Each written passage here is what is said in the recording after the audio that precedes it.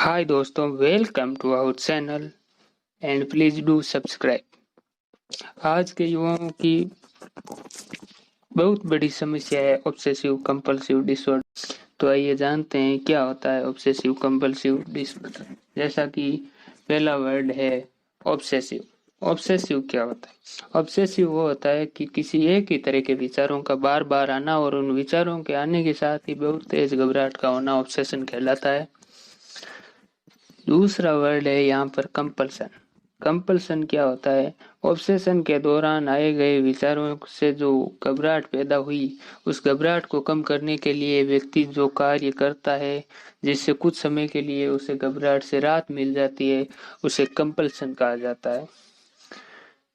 Obsession कितने प्रकार के होते हैं? पहला ऑब्सेशन है कंटामिनेटेड ऑब्सेशन। इस ऑब्सेशन में व्यक्ति को गंदगी से डर लगता है। अगर वो कहीं पर हाथ लगा देगा तो उसे लगेगा उसका हाथ गंदा हो गया है।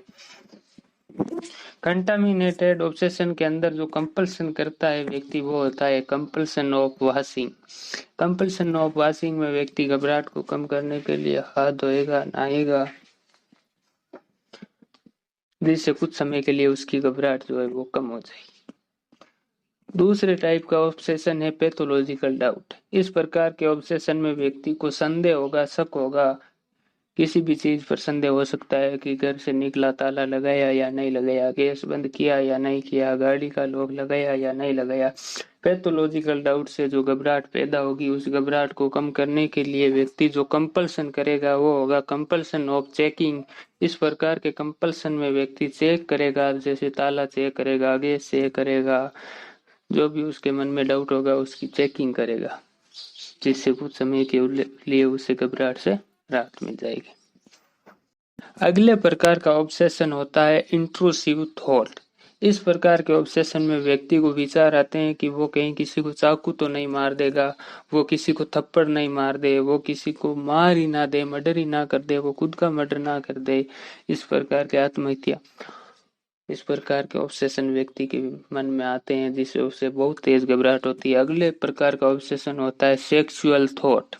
सेक्सुअल थॉट के ऑब्सेशन में व्यक्ति को विचार आएंगे सेक्स के बारे में, जैसे भगवान के बारे में सेक्स, माँ या बहन के बारे में सेक्स। इस प्रकार के ऑब्सेशन से व्यक्ति को बहुत तेज ग्लानि, पछतावा महसूस होगा और वो मन ही मन भगवान से माफी मांगता है, मन ही मन प्रार्थना करता रहता है और उसकी घबराहट बढ़ती जाती है।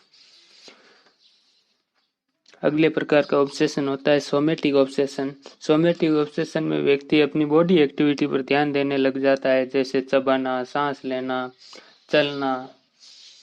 इन सारे प्रकार के ऑब्सेशन में व्यक्ति को ये पता होता है कि ये सब फालतू के विचार हैं, ये सब उसके विचार हैं, लेकिन फिर भी वो घबराहट होती रहती है, फिर भी वो विचार बार बार बार बार बार बार आते रहते हैं। ये तो हो गए ऑब्सेशन। अब इन ऑब्सेशन के लक्षण कौन कौन से होते हैं, कौन कौन से लक्षणों से हम पहचान सकते हैं कि हाँ ये ऑब्सेशन है और हम इस चीज के शिकार हो गए हैं। तो ऑब्सेशन के सिम्टम होते हैं व्यक्ति को गंदगी से डर लगना। अगर वो किसी गंदी चीज को हाथ लगा लेगा तो तुरंत हाथ धोएगा या बिल्कुल नहाएगा, जितनी बार हाथ लगाएगा उतनी बार हाथ धोएगा, पैटर्न में हाथ धोएगा। किसी चीज पर संदेह करेगा, शक करेगा, चीजों को व्यवस्थित रखेगा। अगर चीजें बिखरी हुई पड़ी है तो फिर उसको तेज घबराहट होने लग जाएगी। खुद को या दूसरों को नुकसान पहुंचाने के विचार आएंगे। यौन व धार्मिक विचार आएंगे। दूसरों की छुई हुई वस्तु को नहीं छुएगा। चीजें बिक्री होने पर बहुत तेज घबराहट होगी। प्रिय यौन चित्र आएंगे। हाथ मिलाने व गले मिलने से डरेगा। कंपल्सन के कौन कौन से सिम्टम होते हैं? ये तो हुए ऑब्सेशन के सिम्टम। अब इन ऑब्सेशन से बचने के लिए, इस घबराहट को कम करने के लिए कंपल्सन करेगा। वो कंपल्सन कौन कौन से होते हैं? अगर गंदगी का विचार आएगा, गंदगी का, तो वो हाथों को धोएगा, धुलाई। संदेह का विचार आएगा तो चेकिंग करेगा।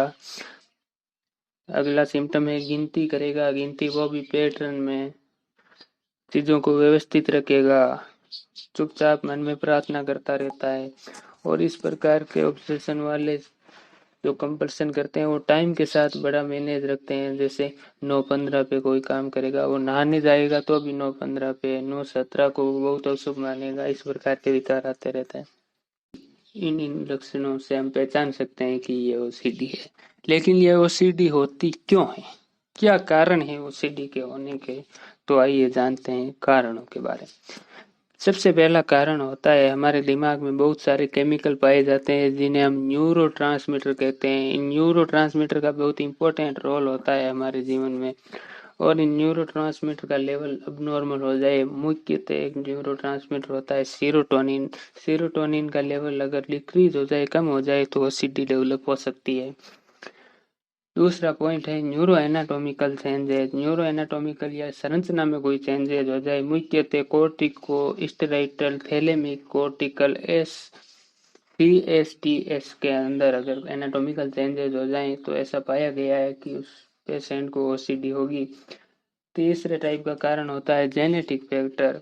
अगर माँ या बाप, माता या पिता में से किसी को होगी तो चांस है, कंफर्म नहीं कि उसको होगी, लेकिन संभावना है कि हो सकती है। अगला फैक्टर है इन्वायरमेंटल फैक्टर। इन्वायरमेंटल फैक्टर के अंदर व्यक्ति अगर टेंशन ज्यादा ले रहा है, ज्यादा स्ट्रेस में है, तो संभावना है कि ओसीडी का शिकार हो सकता है। अगला कारण होता है लर्निंग फ्रॉम फैमिली। वो अपने परिवार से जिस प्रकार की व्यवस्था सीखेगा, जैसे संस्कार लेगा, उनमें अगर कहीं ना कहीं ओसीडी के सिम्टम दे रहे हैं वो घर वाले, तो वो फिर उसको स्वीकार कर लेगा। अगला कारण होता है इन्फेक्शन। इन्फेक्शन से भी ऐसा देखा गया है कि ज्यादातर बच्चों के अंदर स्ट्रेप्टोकोकस बैक्टीरिया का इन्फेक्शन होगा तो ओसीडी पाई गई है कुछ केसेज में। स्ट्रेप्टोकोकस बैक्टीरिया क्या करता है, ऑटो एंटीबॉडीज बनाता है जो कि बेसल गैंग्लिया के ऊपर इफेक्ट करती है, जिससे ओसीडी हो सकती है। इसको पेनदास नाम दिया गया है, paediatric auto immuno neuropsychiatric disorder associate with Streptococcus. कारणों के बाद हम देखते हैं अगला रिस्क फैक्टर। कौन कौन से ऐसे कारण हैं, कौन कौन से ऐसे कारण हैं जो ओसीडी होने की रिस्क को पैदा करते हैं। पहला है फैमिली हिस्ट्री, ऑब्वियसली वो कोज भी है और रिस्क फैक्टर भी है। सेकंड है स्ट्रेसफुल लाइफ इवेंट। अगर ऐसी कोई घटना घटी जिसके बाद व्यक्ति बहुत ज़्यादा डिप्रेशन में चला गया, टेंशन में चला गया, तो संभावना है वो ओसीडी का शिकार हो सकता है। इसके अलावा उसको कोई अन्य मेंटल डिसऑर्डर हो, कोई मानसिक बीमारी हो, तो संभावना है ओसीडी का शिकार हो सकता है। रिस्क फैक्टर के बाद अगला आएगा कॉम्प्लिकेशन। कॉम्प्लिकेशन क्या होती है कि ओसीडी 2 साल 5 साल जितने साल भी रही, तो उस ओसीडी के कारण व्यक्ति को क्या क्या नुकसान हुए, क्या क्या जोखिम हुए, क्या क्या कॉम्प्लिकेशन हुई। वो कॉम्प्लिकेशन कौन कौन सी होती है। सबसे पहली कॉम्प्लिकेशन होती है समय बर्बाद होना। सबसे ज्यादा टाइम का वेस्ट होता है ओसीडी वाले पेशेंट को, बार बार चेक करेगा, हाथ धोएगा, समय बर्बाद होगा, वो अपना काम भी नहीं कर पाएगा। दूसरा होता है स्वास्थ्य संबंधी समस्याएं होगी उसको। तीसरा, वो समाज से, सोशल प्रोग्राम से बिल्कुल कट हो जाएगा, कोई प्रोग्राम में भाग नहीं लेगा, या अकेला रहना उसको अच्छा लगेगा। अगला होगा रिश्तों में कड़वाहट आएगी ऑब्वियसली। और लाइफ सबसे बड़ा होता है, कई कई ओसीडी के पेशेंट सुसाइड भी कर लेते हैं। नेक्स्ट है क्या इसका ट्रीटमेंट संभव है। बिल्कुल इसका ट्रीटमेंट संभव है। बहुत से लोग इस जागरूकता की कमी से नहीं लेते हैं कि दिमाग की गोलियां शुरू हो गई तो ऐसा हो जाएगा, वैसा हो जाएगा। अगर शुरू नहीं की तो जरूर वैसा वैसा हो जाएगा, लेकिन शुरू करनी बहुत जरूरी है। इसका ट्रीटमेंट टेबलेट से भी होता है और थेरेपी से भी होता है। थेरेपी 2 तरह की होती है, cognitive behaviour therapy and exposure and response prevention. Tablet में सेलेक्टिव सीरोटोनिन रीअपटेक इनहिबिटर और एंटी डिप्रेसेंट दी जाती। ये हुआ हमारा ऑब्सेसिव कंपल्सिव डिसऑर्डर। वीडियो पसंद आया तो लाइक शेयर सब्सक्राइब जरूर करें। Thank you.